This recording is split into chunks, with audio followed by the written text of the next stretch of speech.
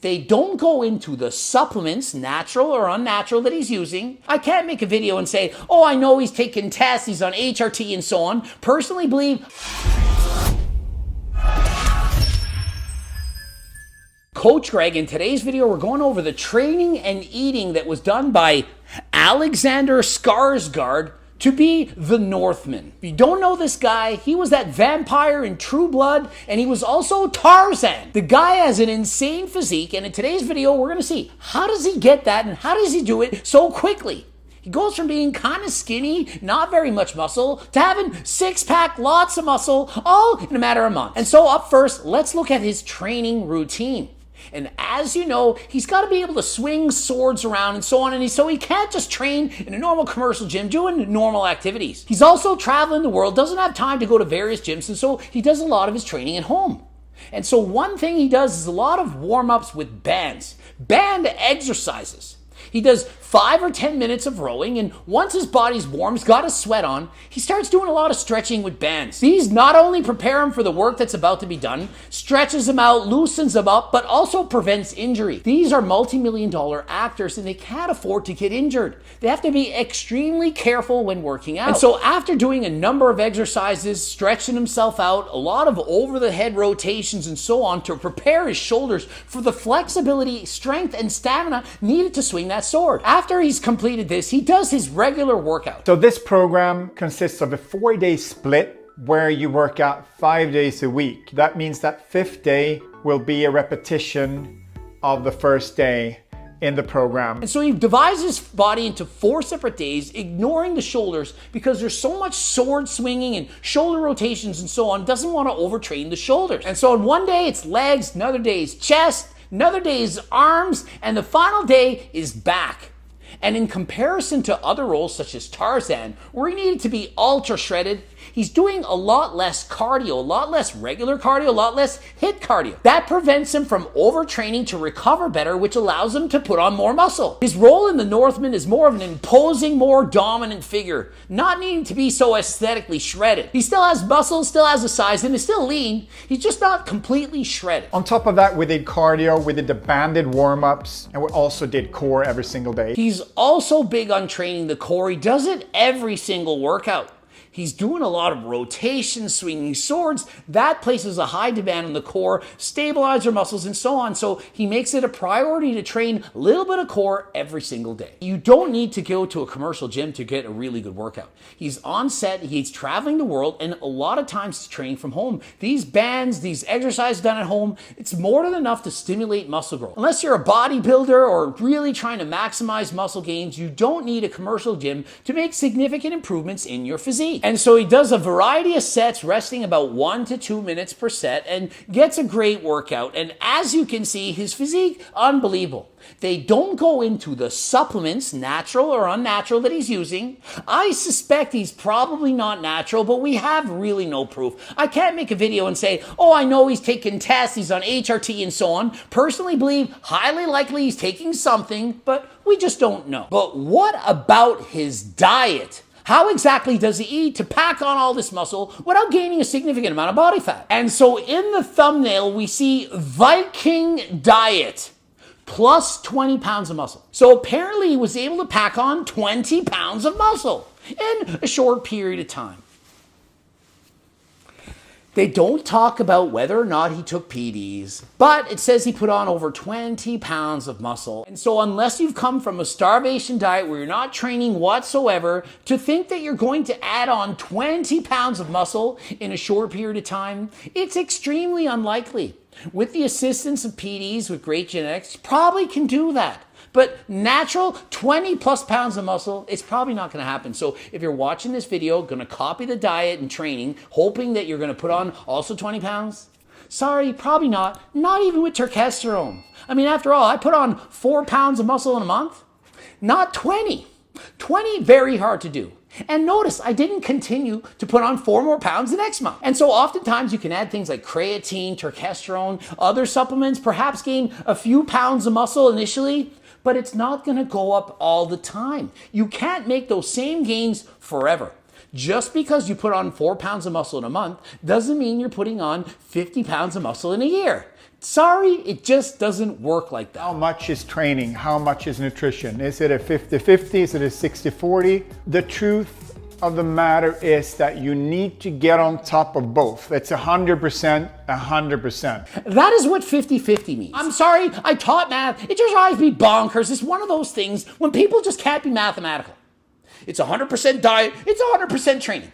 No, it's quite literally 50% diet and 50% training, which adds up to 100%. That's just how math works. And so if it's equally important to eat properly as it is to train properly, that means the total is 100% is 50% of both.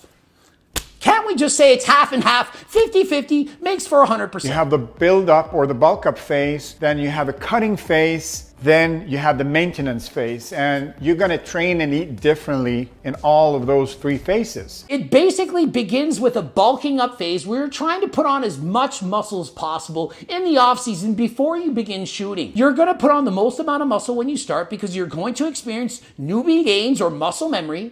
You're the most fresh and it's not as busy. Just think, when you're on the movie set and you're working long days, a lot harder to build muscle at that point. So after phase one, there's essentially the cutting phase where you try to diet down just a little bit. If you have any extra unwanted body fat, you're going to try to cut down to get ready for that role. And the last phase, which arguably for me is the hardest phase, the maintenance phase. And in the real world, that's the part where you main gain, where you're trying to hold on to that muscle tissue and perhaps build a little bit more. And it's the hardest because you're at the level that you want to be. Easier to add a lot of muscle when you're in a calorie surplus, when you're not working, you have all day to go and train and recover. Much easier. In the dieting down phase, harder to build that muscle. In the cutting phase, a lot harder to build muscle because you're in a calorie deficit. And so if you bulk and then cut or just main gain the entire time, well, that choice is yours. Personally, I'd rather see the main gain rather than have a surplus and then have to diet down.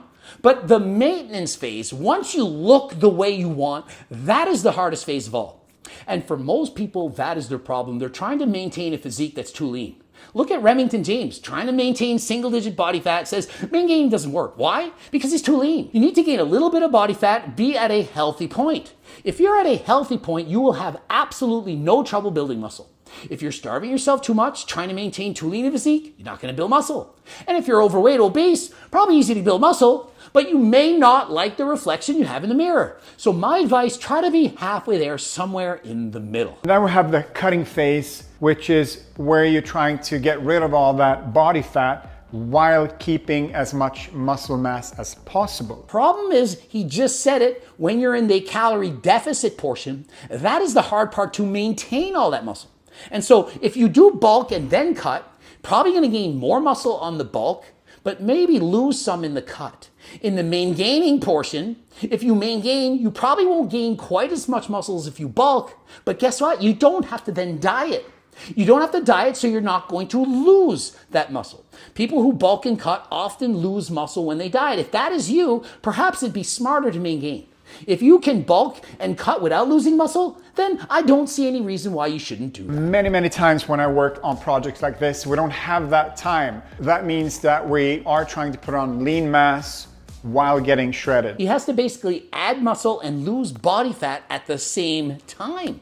That actually can be done also. It's called body recomp. You can in fact do this. Quite easy to build muscle and lose fat at the same time if you're a new lifter, if you're using PDs, which we don't know if he is, or if you've taken time off the gym and you have muscle memory. Or possibly if you're injured, you're coming back from injury, easy to build muscle and lose fat at the same time as well. Keep all that muscle mass on, keep the body fat low while filming. And that's for 5-6 months. I would say that the maintenance phase is probably the hardest one. And the maintenance phase, which he agrees with me, is the hardest phase of all. 5 or 6 months of keeping all that muscle that you built while keeping your body fat levels fairly low, all while having a long and grueling filming schedule. Imagine being on set all day, long hours, having to go home or perhaps work out in the morning. That is hard. And so it's a lot harder to do this. You have to look this way for 5 or 6 months. If you're doing a photo shoot or bodybuilding competition, it's one day. This is, in comparison, 5 to 6 months. I can get those 3,500 calories from donuts, or I can eat high quality foods like salmon, rice, potatoes, and vegetables. And so when he trains his clients, he's not a guy that worries so much about calories, but more so about macros.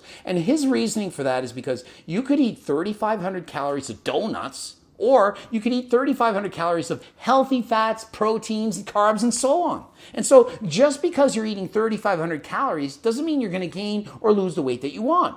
It also comes down to the macros. For me, I'm a big fan of calories in, calories out, but obviously knowing you have to eat a certain amount of protein, get the fats you need, carbs, and so on.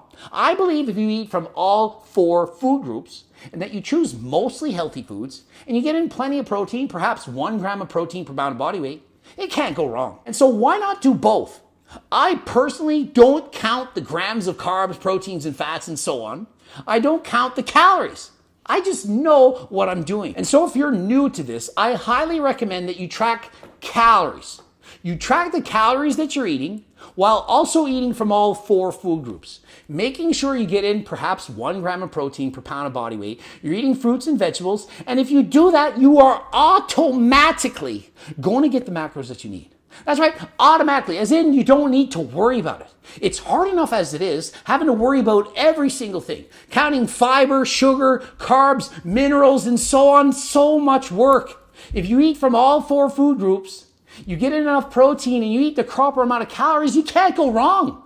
So why not make it simple? Keep things simple. Also, if you're interested, I do have a freaking cookbook, high protein, low calorie, high volume meals. It allows you to be full satiated while eating delicious foods. It makes it easier to diet. Doesn't mean it's easy, it's just easier and simpler than if you did it without it. Of course, you can lose weight without the cookbook. It just makes it easier. If you have delicious foods that you can eat to replace the ones that you already love, and you're going to eat healthier, how can that not be a benefit? Alex ate around 3,700 calories. Some days he ate a little more fat than carbs. The total amount of fuel was about the same every day. He says he's all about the macros, but really he's about calories. He was eating 3,700 calories a day during the building phase, and remember, he's training a lot. It's a bigger dude. He's got a lot of muscle. He's being very active. And so 3,700 calories for him, it's not too much. He clearly wasn't fat. He said some days he ate higher carbs, some days he had higher fats. It all works out in the end, 3,700 calories a day. So he says, I don't really worry about calories, I worry about macros, when in reality, he's worried about calories and not macros. If he was worried about macros, he would say, you have to eat this much grams of carbs, this much grams of fat, this much grams of protein. Can't deviate from that. In comparison, you eat 3,700 calories a day, get about 1 gram of protein per pound of body weight. If you're 200 pounds, 200 grams. Doesn't matter if it's a little bit less or a little bit more, point to the rock. It doesn't matter! And carbs and fat, well, they both provide energy. If you eat more carbs, have less fat. If you eat less fat, have more carbs. You see how you don't really need to worry about macros? If you're eating from all 4 food groups, some days going to be higher than others, but in the end, it will work its way out. He ate this spread out amongst 5 different meals. Breakfast, snack, lunch, snack, dinner. And so he ate 5 meals a day, 3 were larger and 2 were snacks. Great. There are 5 opportunities for muscle protein synthesis to occur. So if you eat protein 5 times during a 24-hour period, that is the optimal way to build muscle. If you only get in 4, it's almost as good as 5, perhaps negligible differences. But if you only eat once a day or start doing OMAD or practicing a lot of fasting, you will in fact be missing out on some of your opportunities to build muscle. And you can see his diet is great. It's a mix of everything, carbs, fats, protein, healthy sources. There's absolutely no way you can criticize this diet. It's amazing. And so his typical meals during the bulk up phase, I mean, absolutely an amazing diet. The guy's got money, chefs, they can make everything they want. I believe that if you follow this diet, you would also get great benefits. However, I question whether or not most people could stick to a diet this healthy. Never saw any chocolate bars or protein ice cream, popcorn, desserts, candies, and so on. Most people are not eating this healthy. And so although it's amazing, sometimes I think if people try to copy these things, they're biting off more than they can chew. If you can follow it for a month, that's great, but what happens when you fall off the wagon? And so for me personally, I'd rather people schedule in allowable foods that are considered junk or less healthy, for example, ice cream, but perhaps choose healthier ice cream like Greek yogurt ice cream bars. You can have the junk, just have it in moderation. Rather than chocolate bars, perhaps protein bars. But if you want a chocolate bar, go ahead. But remember, Calories in, calories out. That's why I really think it's eco that matters. 3,700 calories a day. Do you really think it would matter if you had a chocolate bar every now and then, or perhaps an ice cream cone? I don't think it would make any difference in the world. And if that allows you to stick to your diet, then that is the power that you have to stay on your diet forever. Not having to yo-yo up and down. Imagine if he looked like this year-round all the time. He wouldn't have to call in this trainer. If he had a diet he could stick to for the rest of his life, he would just follow it. He wouldn't need to bulk. He wouldn't need to cut. He would just look and feel good all the time. That is what I preach. I believe you should be at a healthy body fat percentage that you can maintain forever. Not one that you have to struggle to follow. Not one where you're craving foods, not feeling good, having low energy, and then you bulk up and you eat more food, but you're not happy with how you look. I believe you should be halfway there, somewhere in the middle, where you always feel and look great. You're happy with your diet, you're happy with your life, happy with your body. And so rather than all these phases, ups and downs and backs and forths, why can't we just be? Why can't we just eat? Eat mostly healthy. Do cardio. Lift weights. Isn't that the way to be? Notice you watch me make videos for years. How far off do I look month to month, month to month? Does it look like I'm bulking and cutting and doing all kinds of fancy stuff? Or does it look like I just eat, do my cardio and my training, and I always look pretty good? No, I'm not 5% body fat, nor do I preach that. And no, I'm not saying you should try to be single-digit body fat like me. Mostly I tell people 10 to 20%, probably 15 for most. But please do what makes you happy. If you like bulking and cutting, do that. But if you'd prefer to be able to just do this consistently and always feel good, highly suggest you give the main gaining method a try. I know that Alex loved it though. The guy loves to eat. What can I say? He didn't love the cutting phase as much. And so does this sound shocking to you? He liked the bulking phase, but didn't really like the cutting phase so much? Of course not. Most people like eating. Most people don't hate eating. Yeah, some people don't like it, but most people enjoy food. Food tastes good. We like eating it. So he liked the bulking phase, didn't like the cutting phase. Imagine if he could do the always liking what you're doing phase. What I do. Always like what I'm doing. I'm able to have balance. I eat mostly healthy. I eat some junk. No matter what day it is, I can eat foods that I love. I can eat the foods that I want. And so rather than bulking for a while and being happy and then cutting for a while and being unhappy, why don't you always just eat what you need to eat to maintain the physique that you like and always be happy?